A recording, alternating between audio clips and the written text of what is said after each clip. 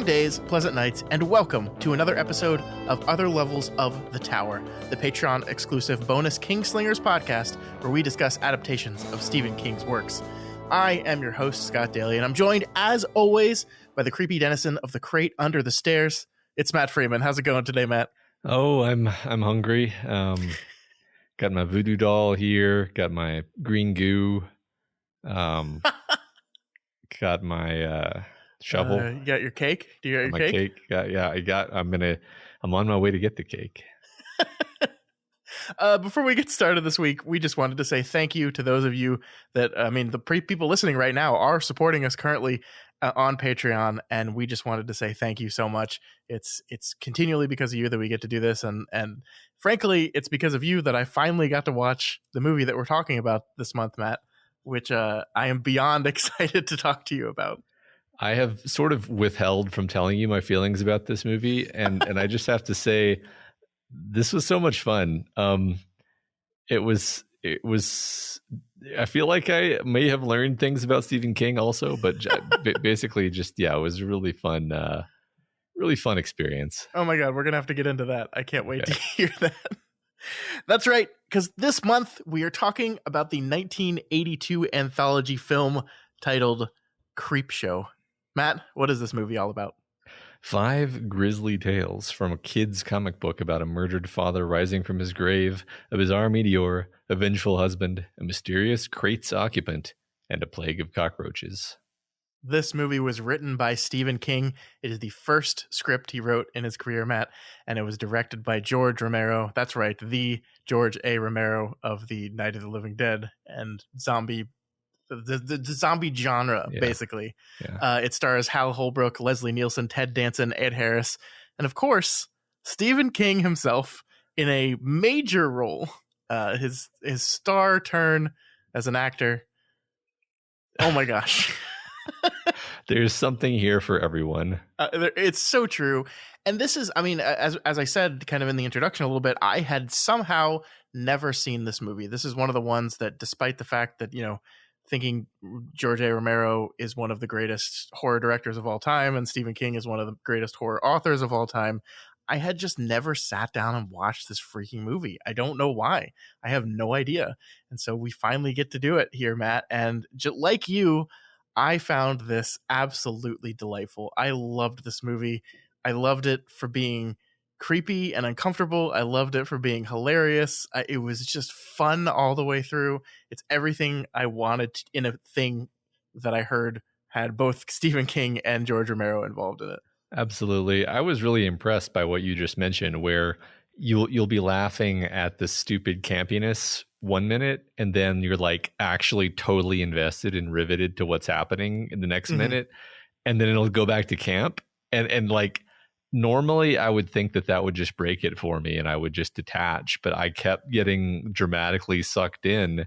I mean, I've never been this drawn in by a Leslie Nielsen performance, and what's funny is it's still kind of a campy subject matter, right? So 100%, yeah. It's really interesting how it manages that. I agree. I think one of the things, I tend to enjoy horror comedies. I think they're a lot of fun, but I think one of the things that some of the lesser loved horror comedies do is they lean more towards the comedy and they leave the horror behind. It just becomes, this is a funny movie that also has werewolves in it or something, Yeah. The thing I loved so much about this movie is it is frequently hilarious and campy and wonderful, but yeah, it's creepy and it's suspenseful and it's thrilling. Like the crate as a piece of fiction like made me uncomfortable at times too, with the amount of suspense they were ratcheting up. Like Romero takes his time with these guys slowly prying that crate open, like this is it's one of 5 stories, and yet we take like 3 minutes showing these guys pry each individual nail off the top of this crate. Yeah, and it's great. It's really great. Yeah, no, it really takes its time. There's a lot of suspense. There's a lot of stuff like that, like the whole story of, I guess we're going to go through these in order, but like the story where the guy gets buried alive, like most of that one is suspense, and you just being like, no, we're not going to do that. That's too horrible. And really taking its time with the drama of that, like not really. I think that's one thing, is it it kind of separates the jokes from the serious, where Yeah. if there's a horror sequence, it's shot very tightly, and all of the performances are just totally straight. Yeah. If it's supposed to be scary, right? And then as it kind of moves back into comedy, it's like a very distinct separation. So it's not cracking jokes in the middle of the horror scenes is basically what I mean. Well, and there's bits of like some of them where the comedy is kind of the absurdity of the situation, and all the characters are playing it straight. Like I keep going back to The Crate, where the comedy of that one to me was the idea that you, a man who clearly hates his wife and has been daydreaming about killing her, like your friend and colleague comes to you saying, "I found this monster.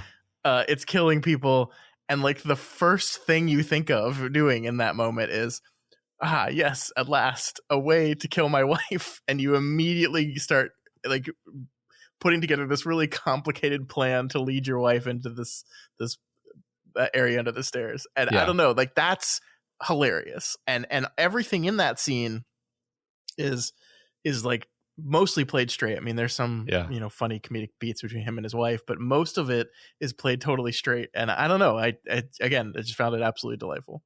Yeah, no, that's one thing I noticed, kind of a pattern with these stories where they're usually, I don't know if I want to say usually, but they're often like two different things, two different weird things going on, which is kind of something we've talked about with respect to King's premises before, where sometimes it'll be like this and also this, and it makes it kind of interesting in a refreshing and novel way. So like, we have The Crate, where it's like, what if monster in a crate, but also what if guy wants to murder his wife?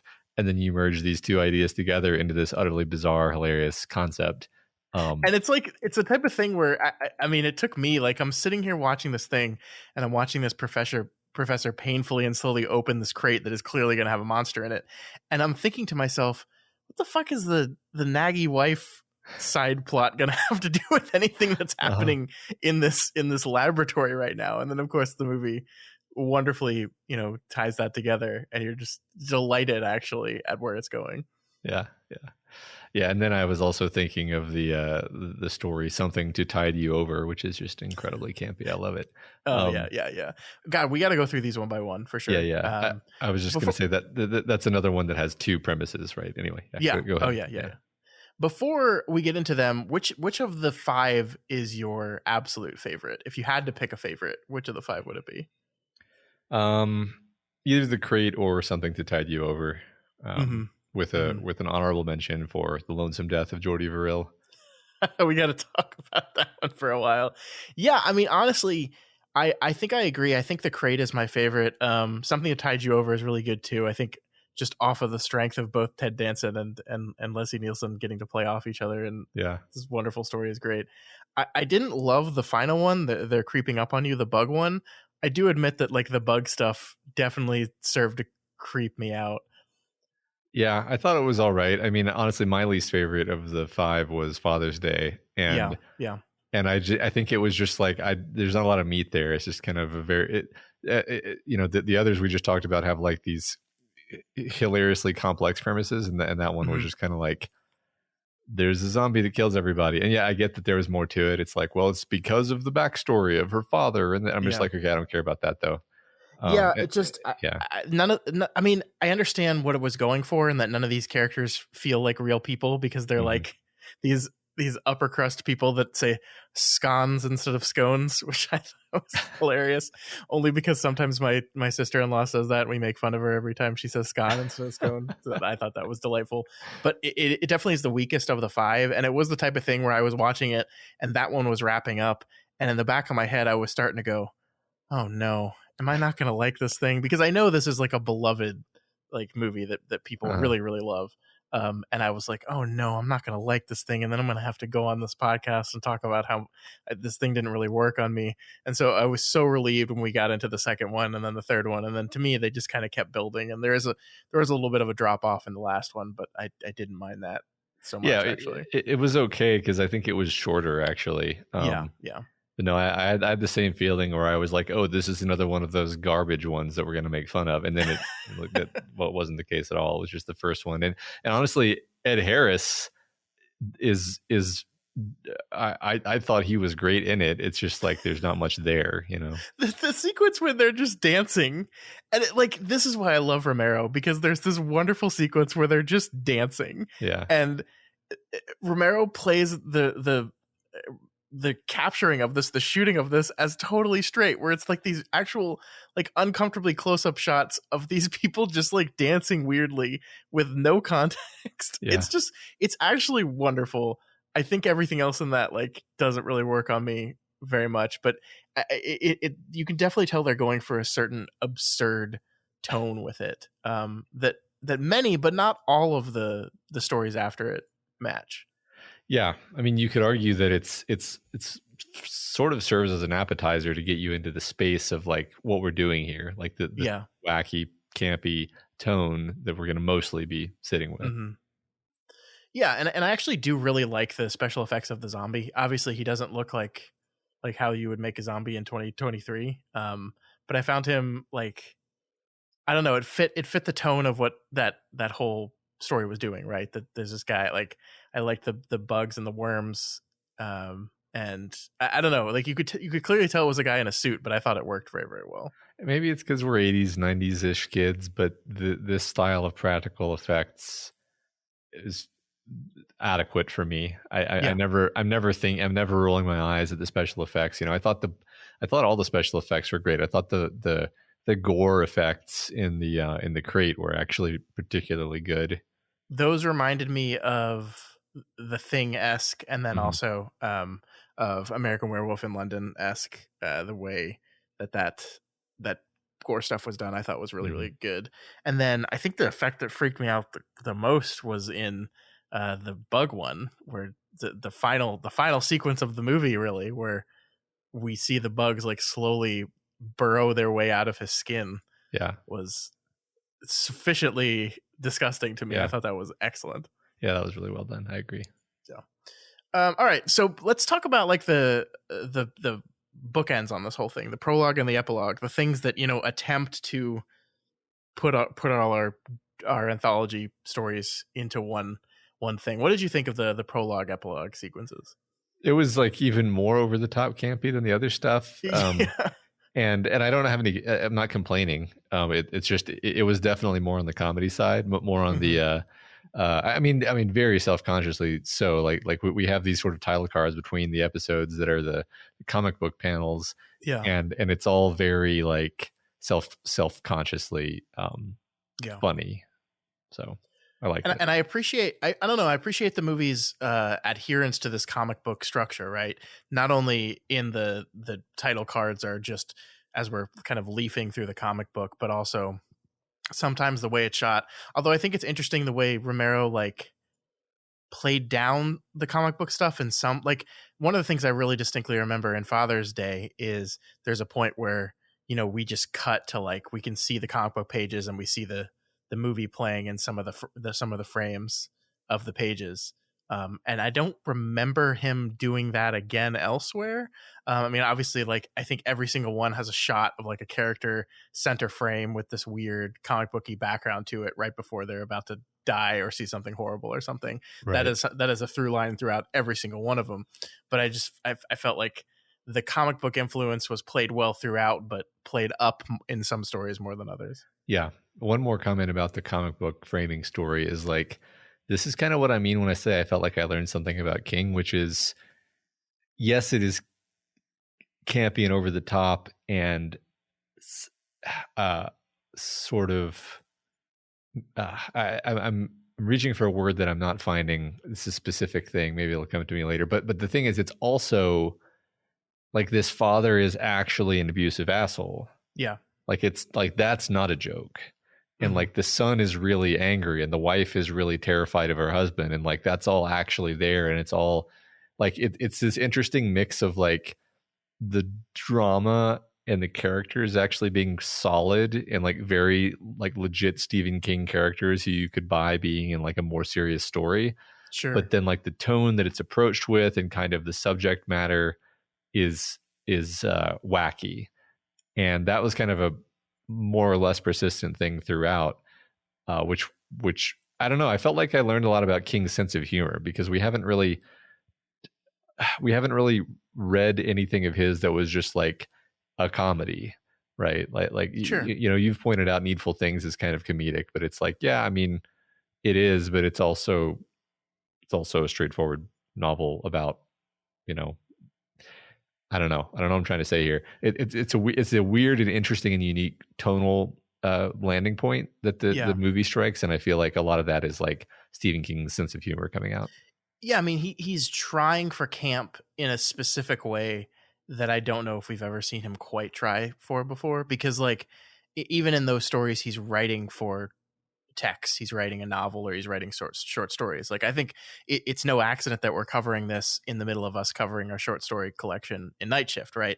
And there is I think lines you could draw between a short story like Trucks or like Battleground, which we're going to be talking about this week on Kingslingers, and some of the campy, silly stories in this thing as well. Yes. But even in those stories, he's still writing for text. Where in this, it's very clear he's writing for a very specific kind of horror movie tone, and so it differentiates them a little bit. But I think you're right. The through line of all these stories is this level of abuse. You know, you have abusive fathers in this, in the prologue and Father's Day, even in the lonesome death of Jordy Verrill.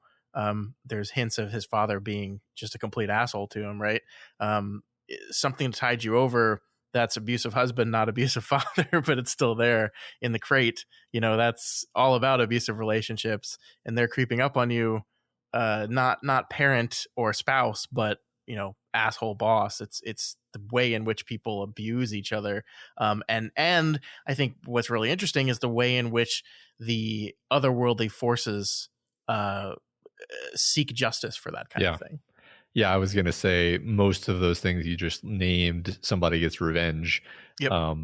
Interestingly, of course, in the first of the stories, it's the abusive father who gets revenge on his daughter for murdering him. So it's never quite clean cut, and it doesn't necessarily leave you with a good feeling. Yeah, that's true. That's true. But yeah, there's a big element of like abuse and then revenge or Mm-hmm. or justice, depending. Yeah. Because I mean, something to tide you over, I think, is a great example of that, because he gets what he wants, he gets his revenge, but then the world of magic gives him gives justice for what he did. So yeah. Anything else you want to say about Father's Day? Like I said, I think you're right that Ed Harris is great in this. I don't even know like how big of an actor Ed Harris was in 1982, that he just kind of shows up in this thing. I think he has like 3 lines and then dies. I will say that the moment this is why I love Romero, man. The moment he falls into the grave and is next to the corpse of the old lady and is like watching the gravestone like slowly topple, I'm just like, move. Just fucking move. What are you doing? No, I love that. No, I love that because like every time he slightly moves, the gravestone moves more, and he's like, what? And like he clearly has no idea what's happening or like who's doing that. And I loved it. Like that was the only part of that one that I liked, actually, was the gravestone. And then when it finally it like you think maybe he's gonna get out, and then it just crunch, and with his gone. little strangled scream in the last second before it crushes him. And this was one of these fun things, because again, I don't know how well known and successful Ed Harris was when he was filming this stuff, but like we immediately recognize him, and then us, and from that perspective are like, I bet this is going to be the main character of the story because it's Ed Harris, and then unceremoniously just gets a gravestone on his face and is gone. Well, I looked it up since you asked, and he really became known after he played John Glenn in The Right Stuff in 1983. Oh, so yeah, this is probably right before he breaks out. Yeah, I think you're right. I love this. Yep. All right, let's talk about it, Matt. We got to talk about the second story, The Lonesome Death of Jordy Verrill. This is the only one, I believe, that is actually based off a King adaptation. It's a short story called Weeds that was published in Cavalier magazine, a thing you're going to be getting a lot of time with as we go through Night Shift, but I don't believe has ever been put in any short story collections. So this is one that we will not read, but we don't have to because it was made here into the second story of Creepshow, and most famously starring Stephen King as the one and only character in the story. What did you think, Matt, of the Lonesome Death of Jordy Verrill? I thought this was extremely delightful. Very simple. It reminded me of, you know, I don't know the right word for it, but those 1950s campy sci-fi movies that with the wee music and everything. Yep. Sounds Hawaiian, doesn't it? And like them or whatever. Except played up to be more campy. I'm going to say the word campy like 700 times in this episode. Sure. You're just going to have to deal with it. I thought King was great, actually, like hilarious and exactly what was called for by the part. I know he does cameos and things, and I've never thought he was like great nor bad. I've always just been like, it's Stephen King, and then kind of moved on. But this one, I was like, he's very fun, totally hamming it up. A really over the top performance. I really enjoyed it. What did you think? Yeah, I mean, it is the perfect part for him because he's not a good actor under any modern measure of what you would call a good actor. But this is the perfect role for him because it is supposed to be kind of over the top and ridiculous. He's playing basically an inhuman character. Like there's nobody that is this person at all, and yet he's very clearly channeling this very specific kind of like backwater Maine person, but just turned up to an absurdity level of 11, and it works on me, man. It's silly. Like the first, I think, 30 seconds of this, seeing him like do facial expressions that were 30 times bigger than any human being would ever make a facial expression. I was like, oh no, Steven. And then I think you just get on board with the thing's wavelength because it is just absurd, right? It's a story of a guy finding a meteor and he touches it and then it just starts growing stuff all over him.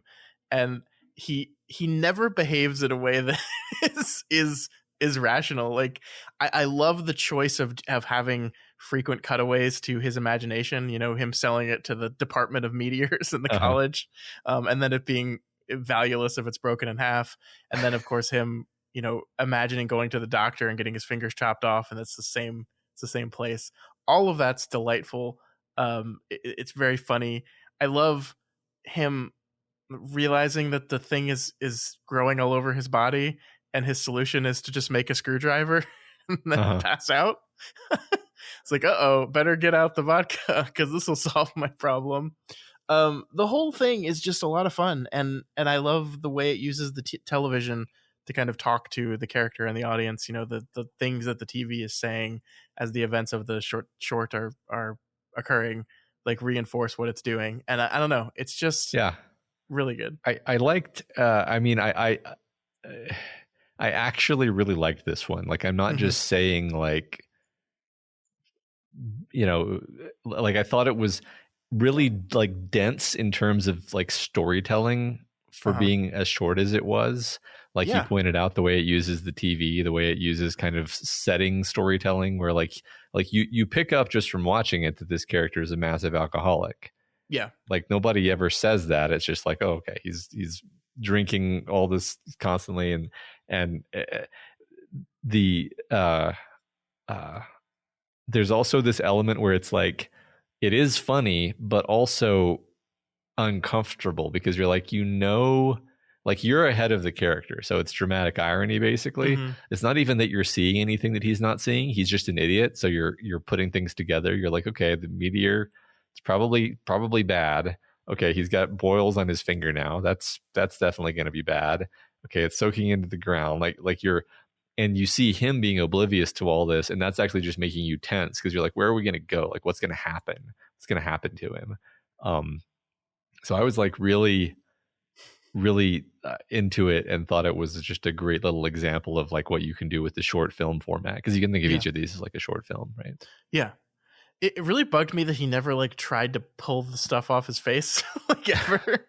And just like just yank on the beard and try to pull. Just for me, do it. Yeah, I mean, there is something really sad at the core of this, right? Yeah. Like the ending of this thing is him blowing his head off, and his last words are, please just give me a little bit of luck. Like Hmm. he's a guy that considers himself to just have bad luck, and he's constantly self-deprecating throughout this whole thing. He is not the smartest guy in the world, but he's also like really just chides himself constantly. Yeah. And it's really sad. And also, I mean, it's also the end of the world, because the rain's going to come and going to spread Yeah. this stuff everywhere, and the whole world's going to end. But specifically, does this guy, you really feel for him, and it's an unhappy ending for the world. But like, I don't know, you feel like he finally got lucky and was able to blow his head Yeah. off. He was able to die and not turn into something inhuman. Who knows? Yeah, that's Mm-hmm. I think part of the enjoyment of it is just like the sort of lineage of sci-fi that this is part of, and so you're like, it's kind of a Twilight Zone ending, but also there's a so there's always a kind of a nihilistic twist at the end, right? But Mm-hmm. I guess I think we've talked before about how, like, when you have a kind of comedic character who you feel bad for, it works even better when something horrible happens to them, because you're Yeah. like, oh, I don't want that to happen to them. I like them. Yeah, no, I agree. God, it's just, I really didn't expect to like this one as much as I did, because like Mhm. I knew enough about this to know, oh, this is the Stephen King one, and I was ready to roll my eyes at it. And the fact that it like defeated me, Yeah, it like in that, I found so enjoyable. I agree. All right, let's move on to probably your favorite, something to tide you over. uh, that's great. This is the Leslie Nielsen and Ted Danson revenge tale. I like you said, this is remarkable because it's very funny, because these are two very skilled comedic actors, more or less playing things straight. Um, I don't. Let me ask you a question. Would would you get into a hole if a man dug a hole for you and said, "Get in"? I mean, you're not even supposed to go to the second location, much less crawl into the hole. Um, yeah, I don't know. I mean, I understand what you're saying, but like, you buy that the character is willing to do it because he's like, I'll do, basically, like, I'll do anything for the woman. I forget her name, Sure. and Leslie Nielsen keeps being like, yeah, you'll see her. Just do this one more thing for me, and then he, checkmates him into the situation, really kind of abusing the goodness of the guy's own heart against him. So I just certainly didn't mind any of that. I thought it was just like a kind of horrible nightmare scenario, actually, where Yeah. it's like somebody has leverage over you and they lure you out, and they kill you in this horrible way that you really could have gotten out of if you had fought back at any point, but you were Mm-hmm. too desperate. Really kind of a like claustrophobic sort of uh, uh, scenario.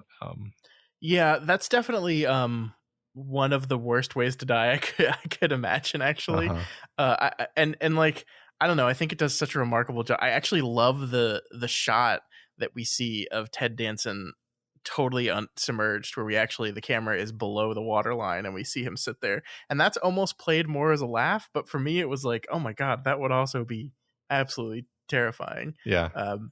I've been watching, so I wouldn't describe myself as claustrophobic, but I don't like tight spaces. I appreciate the irony of what I said there. I mean, like, it's not like a debilitating phobia for me, where like I just completely lose my mind. But I found this TikTok account that is just people caving, and they're Uh-huh. just like crawling and shimmying through like very, very, very tight caverns, with like usually like a camera on a selfie stick or a GoPro or something, and it's like skeezing me out to watch, but I also can't turn away. Yeah. And there was one where a guy was like trying to get through a thing, and he's like his arms can't move. He's like worming his way through, and there's this very shallow layer of water where his mouth is like just above it. And he says something, in fact, like, "It's been raining outside. If this thing floods, I'm screwed."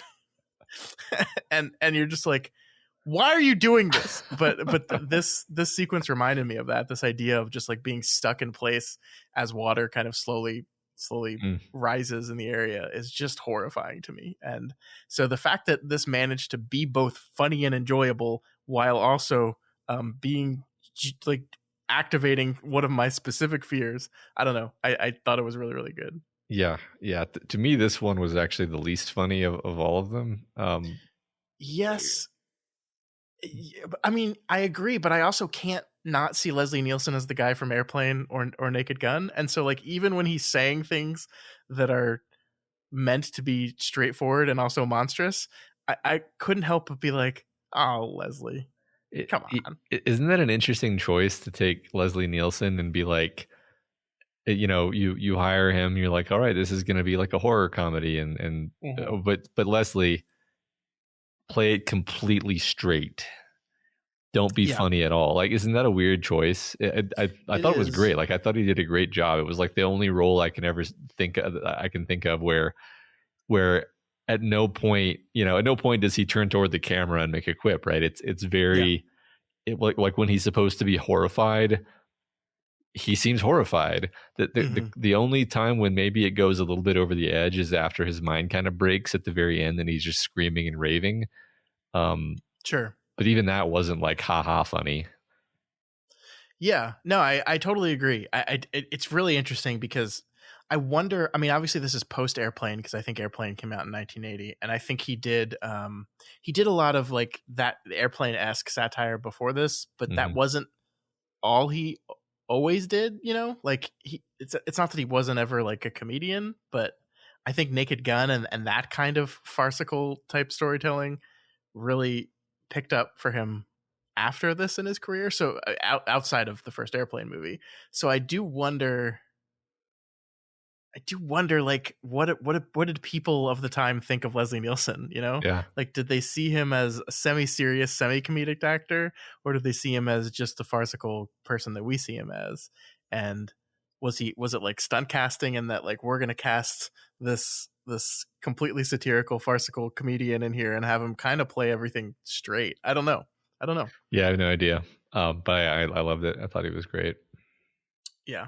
I think the Naked Gun series didn't come till later, but I do think Police Squad, in which I think that character was originally based on, was a TV show that maybe came out. Yeah, okay, here it is. In 1982, so about the same time. So yeah. I don't know. You know, I'm thinking about Leslie Nielsen, and like normally like his style of humor is to just be like he's playing it so straight that it's funny, right? So Sure. it's not that bad of a fit. Like you just think about in Airplane, like the joke is how seriously he's taking the ridiculous situations and delivering these ridiculous lines totally flat. So I guess it makes sense. No, that's totally fair. And this is Ted Danson. I think Cheers came out, let's see, in 82. So this is like pre-Cheers, actually. Okay. So this is before he really blew up too. So a fascinating time for all these actors we're getting to see here. Yeah. Isn't it fun? Little historical peep. It all works for me, man. Like all of it. Like him looking into the camera and saying, "I'll get you." Perfect. And then the last line of Leslie Nielsen saying, "I can hold my breath for a long time," and then laughing maniacally. It all works. Once again, I find the special effects of the two like zombies effective. Well, obviously not real, but like effectively disturbing. Like I kept looking at the Ted Danson one and being like, is that really Ted in there?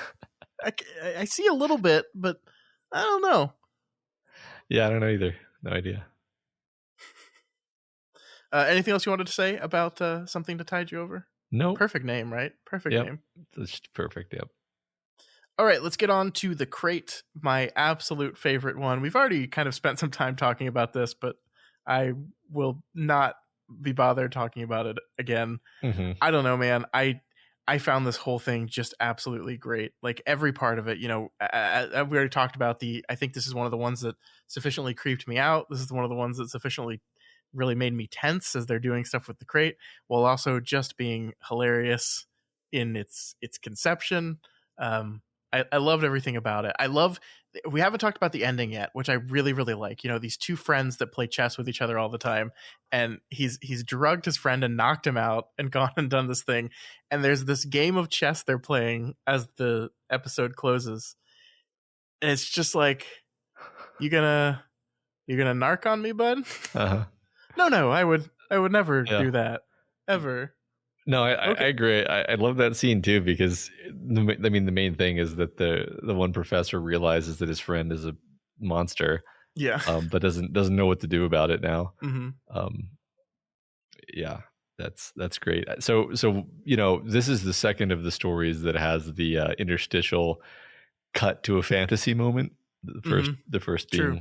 Stephen King's fantasies, and the other one, and then here we have the husband's frequent fantasies of murdering his wife, which are, I think I understood what was going on. Like, even when the first one happened, I wasn't like, oh, what, he's shooting his wife.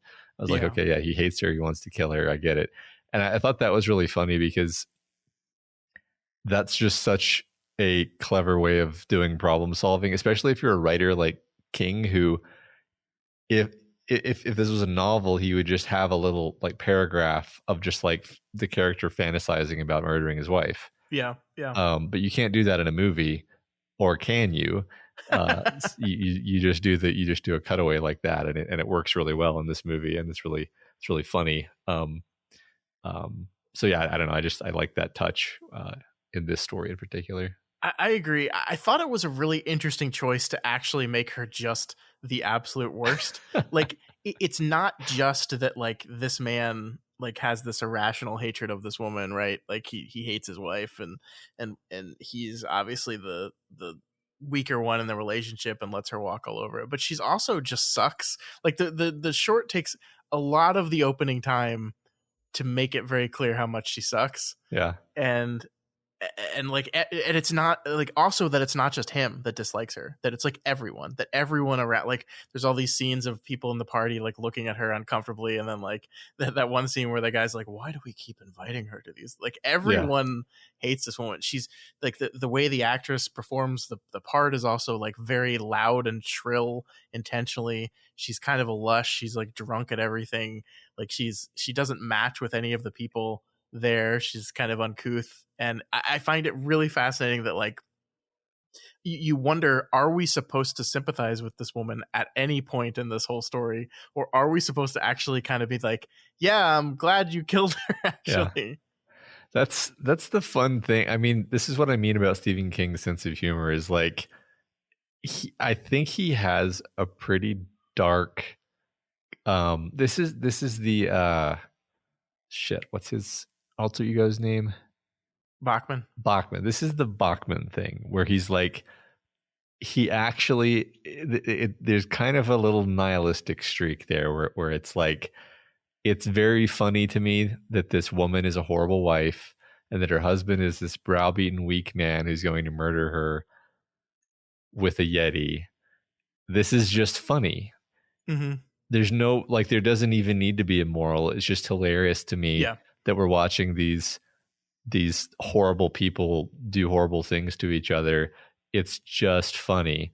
So I really don't, I mean, I to answer your question, my personal opinion is I don't think he wants us to feel empathy for anybody in this situation. This is we're just supposed to be laughing at them as they get eaten by a Yeti. I mean, it is, again, like the one professor, like the way he lures his wife there is to say, oh, this one professor has gotten himself in a pickle again because he's having relationships with students and stuff. And we actually see that is the case, right? Mm-hmm. Like he's making it up in this particular instance, but we do get to see him making arrangements with a student to see her after. And that's like, he almost skips out on chess with his friend to go have this liaison. So like, that's he's using a kernel of truth to build the story for her. And so we're seeing like, he's not the best guy either, right? Everyone here kind of sucks. It seems like the only genuinely good guy is the poor janitor that gets horribly killed. Yeah, no, I agree. I even as I was saying, I don't think we're supposed to feel any sympathy for any characters. A second ago, I was thinking about the janitor, and I was like, yeah, he was the only one who didn't really do anything wrong and didn't deserve this.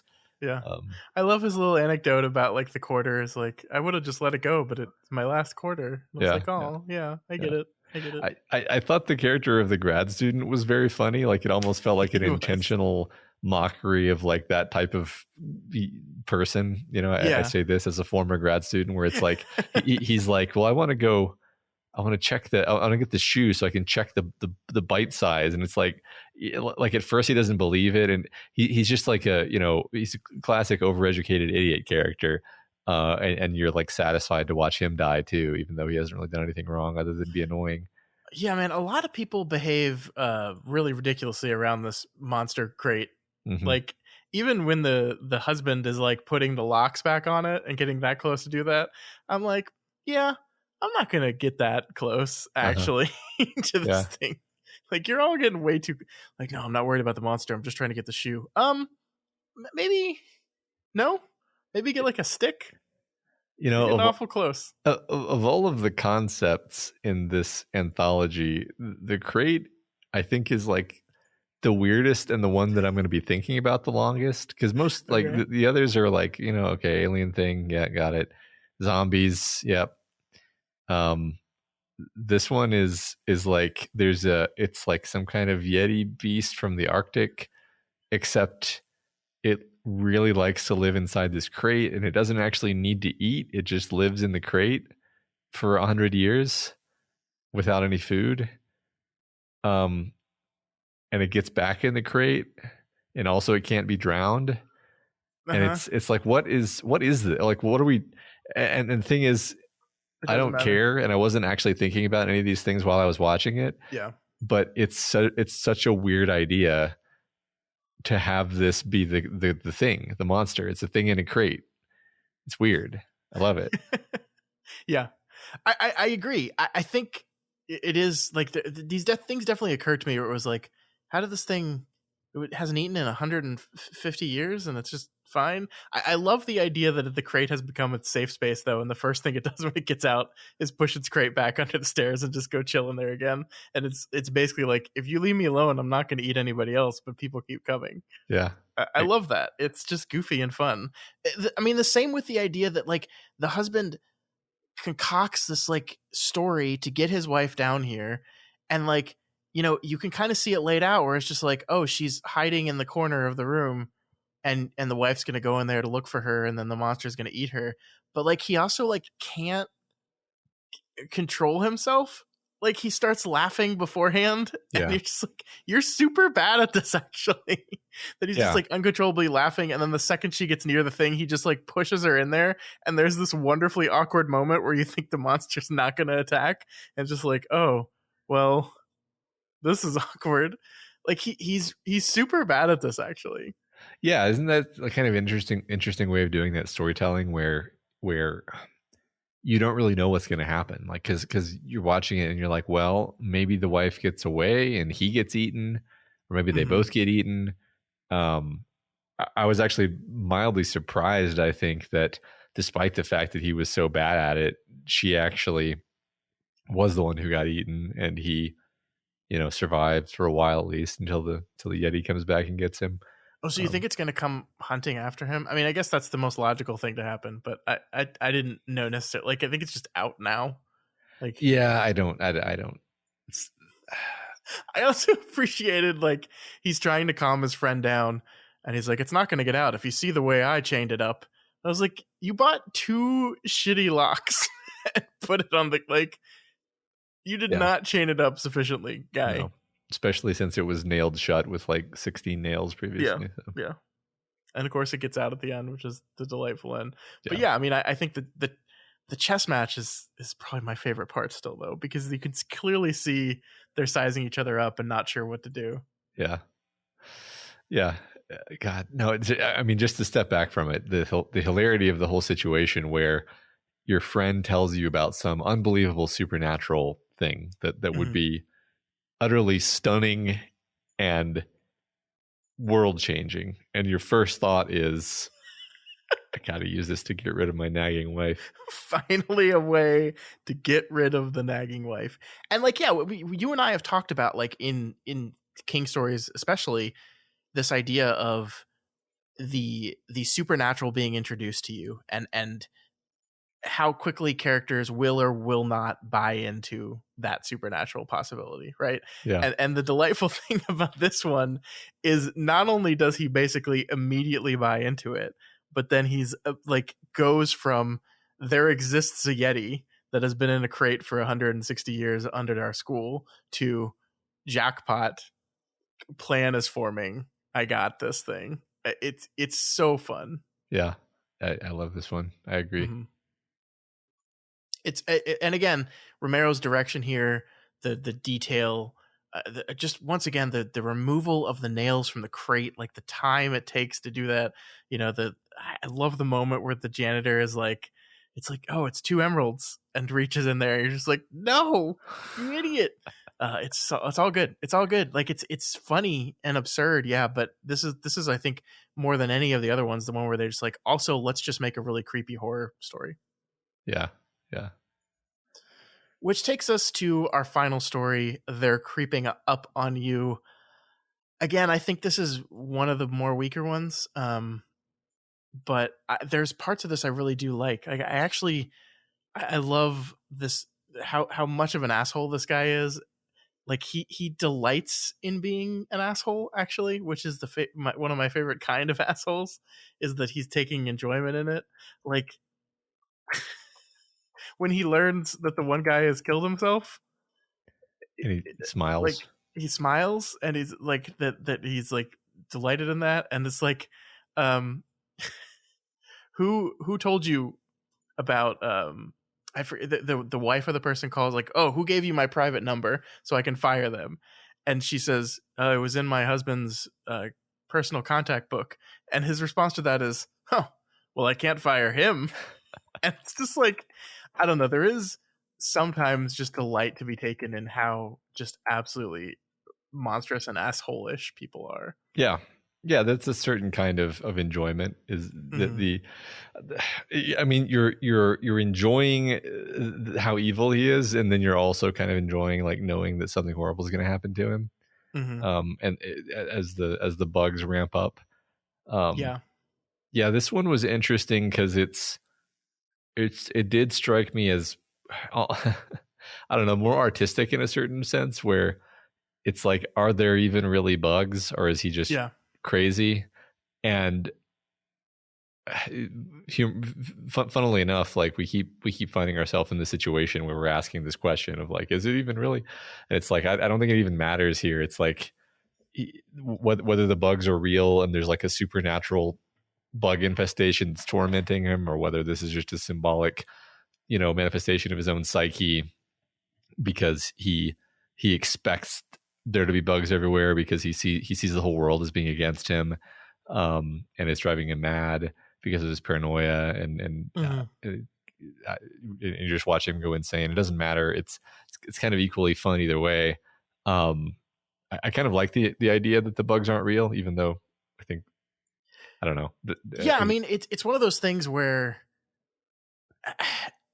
I find it very interesting that the short takes time till we have like basically the bugs get everywhere, and we have this moment where he goes into his like bedroom that is also vacuum sealed for some reason because he's insane, and rips the cloth back and see his bed is absolutely covered with bugs, and then we hard cut from that to a view of his entire apartment again, where all the bugs that we saw that had invaded everything are gone, right? And that lends you to the idea of, oh, this was all in his head the whole time, actually. Right. But then from there, we go to the moment where he's lying there dead and the bugs just tunnel out of him. And then we cut to a scene of like his bedroom absolutely filling. And so you are left with this like, okay, so which are we doing here? And we don't get an answer to that. And you're right. I think it's fine that we don't get an answer to that. I think it's fine that the movie kind of intentionally leaves that vague for you. But I think that it does introduce the question, which is why we're asking the question here, because I think it's intentionally introducing that ambiguity. Yeah, right. I mean, I think the reason why I say it's artistic is really my favorite way of parsing it is that it's, the metaphor is he feels like he's surrounded by vermin, but really it's because he is vermin. He is the one Yeah. who's full of vermin. He projects this evil onto the world, but actually it's all just him. And then you wrap that up with a metaphor of roaches, and it actually works pretty well. Yeah, totally. And I feel like it's a pretty short one. I don't think it overstays its welcome, even though it's not my favorite of them. It's kind of, it is what it is. You know, I don't know. I don't think I'm too creeped out by bugs and creepy crawly things. So I was just like, yeah, it's fine. It's roaches, whatever. I'm not usually either. I did find them kind of creepy in this in a few instances. I think the creepiest part for me was when he like tipped over the cereal or whatever it was, and they were all inside there. That was pretty gross. Yeah. I have this very distinct memory of my high school. For 1 year, for some reason, I don't remember why, it was like a particularly rainy season, and like just crickets just like fucking invaded the school. And like I just remember very distinctly, like every entrance to my high school was just like absolutely covered in cricket corpses, because they all just like came out of the woodwork to get out of the rain and up into the school, and the steady traffic of people coming and going would just step on them, and they're just cricket corpses and also crickets just freaking everywhere. And some of this reminded me of that, very specifically that image. And it wasn't like creepy for me, but it was just like, this is gross. This is really gross. That's interesting. I think it's really interesting what can push your buttons when you see it on the screen versus not. Because like if there was a cockroach on my like desk in front of me right now, I would be really creeped out. Like I would like stand up and I would like deal with it really quickly and you know, be anxious about it. And I don't think I'm particularly sensitive to bugs. It's just like it's a cockroach. It's gross. I want it out of here. But seeing that on a screen, I'm just like, that it's just a movie. Whereas some things you see on the screen and they do make you squirm. I mean, I would say even just watching the people drown in the surf made me squirm. So I think I'm the same way with bugs, where I mean, it didn't really bother me to see them, but it just triggered that memory. But yeah, like the parts that did make me squirm actually would not like just him seeing the bugs, but like the part where he like he's on the phone and like raises his hand and there's just a cockroach on his hand. Like that's the part, like them crawling over you is the part that gets me. You know, I don't mind bugs really. I don't mind like seeing bugs. I don't have a big thing, but like just like I don't know, like the reason this stuff creeps you out, by the way, is because it triggers very specific memories, right? And I just have this very specific memory of just like sitting outside one day and just feeling this prickle on the back of my neck, and you just reach up there and there's just like a big fucking bug just like on your neck. You didn't even know it, and it was just there, and it's harmless. It's not going to do anything to you, but it's like this idea of a living thing that you didn't know was there has just been crawling over you. It's, gross. I mean, see, now that we're having this conversation, I'm remembering instances in the past where like one time it was a spider, one time it was actually some kind of stinging insect got like inside my shirt. And I proceeded to do like the most probably hilarious from the outside, like spasming, flailing, dramatic dance to try to get this thing out. Not even knowing where it was either, like knowing that it went into my shirt, but now it's just like, okay, now I have to squirm and slap every part of my body and it's very. And then in the case of the stinging insect, it stung me a couple times too. So it's like it triggers, actually it's like an involuntary reflex almost. You're responding to like your danger sense is being triggered by this thing that you don't know what it is touching you. Sure. I think there's a lot of these, you know, kind of that's what a fear is fundamentally. Is it something that's like pre-rational, like claustrophobia, like we were talking about earlier, where there really is a broad scale of what you might consider claustrophobia, and it's all fundamentally like just the fear of being confined and stuck, which is a very valid fear for an animal. Probably a very, very deep ancient mammalian fear, right? To be stuck, because you could starve and die easily. Probably happened to a lot of animals. So and I guess the reason why I would never consider that an actual phobia for myself is because I don't think like my fear of call it claustrophobia like is debilitating to the point where like I can't be in a small space, right? Like I can't be in a closet, or I get uncomfortable on an elevator or stuff like that. It's just like Mhm. very specifically the idea of like having to crawl through the pipe in Aliens. Yeah. No way, no Yeah. way. Like, I think the part that gets me most uncomfortable is the idea of having to crawl through a space where your arms are pinned, and especially a space like a cave in which you just don't know if the space in front of you is getting bigger or smaller. That's the part that's like no. So I'm fortunate enough that my specific phobia is basically never going to have to be something I have to deal with, because I just don't see myself getting in those situations. Uh-huh. Yeah. Yeah, me too. This conversation is making me realize that I'm slightly more claustrophobic and insect phobic than I thought. But I think that's natural. Like I think like our listeners are probably have a lot of agreement with the things we're saying here. It's like, yeah, I think the type of person who can comfortably like navigate a very tiny tunnel, or would just be cool with bugs crawling on them, is the minority of people, not the majority.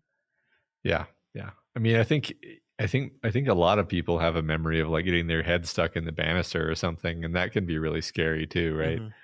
There's a lot of stuff like that. Yeah, getting stuck is always scary. And Yeah. then like that's like I actually, to jump back to something that tied you over, that's a part of it too, is like this idea of like feeling stuck. And Yeah. like I remember like watching this earlier today and just being like, come on, Ted, you can probably get out of there, right? Just try harder, I just I move. I literally was like, okay, well, as the tide comes in, you'll be able to move your arms because the sand will kind of get Yeah.